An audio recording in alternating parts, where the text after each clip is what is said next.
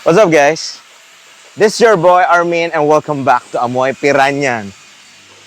It's been a long time that I've been looking for a good alternative ng isang niche brand na talagang matagal na nasa wishlist ko na until now I've been wishing to buy kahit bote lang. I only own a decant lang ng 10 ml ng isang niche fragrance na favorite brand ko din sa isang niche line.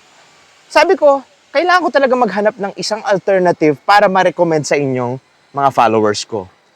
So, finally, nakahanap na ako, but ito yung mas prefer kong alternative sa dami-daming alternatives na gumawa nitong brand na to at mga ibang brands din.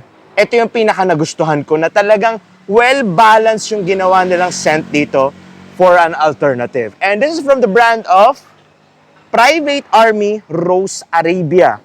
So, this is a kind of a scent na dominant note lang na naamoy ko dito is just rose, oud, patchouli, amber, and saffron. So, anong kaamoy nito? Kaamoy ito ng oud satin mood ng MFK ng Maison Francis Kurkdjian.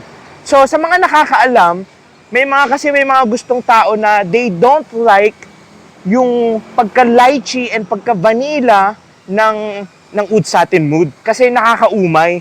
The more na tumatagal, the more na parang maaanoy ka, parang sobrang tamis naman nitong scent na to.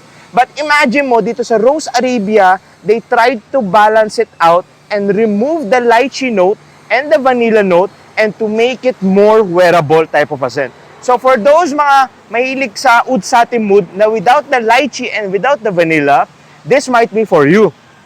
Kasi itong scent na to is just introductory para sa mga nag-uumpisa pa lang ng oud rose type of a scent.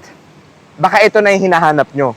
So I highly recommend it. Don't forget to check this one out and get your nose on this one. I think mas magugustuhan nyo to rather than sa mga ibang scents or alternatives ng oud satin mood. Yun lang about masasabi ko itong scent na to. For the projection, longevity, and the sillage, it lasts long, man. It lasted on me mga 8 plus hours, pushing 10 plus hours, and for the projection, first 2 hours, malakas to mag-project. I suggest don't overspray this one, and for the sillage, mapapansin at mapapansin ka. Ito yung klaseng tao na loves wearing jacket or loves wearing parang medyo trying to be mysterious type. Ganun yung vibe nitong scent na tong Rose Arabia. Don't forget to check this one out dito sa Yellow Basket natin. Till next time, Fragrance Family. Love y'all.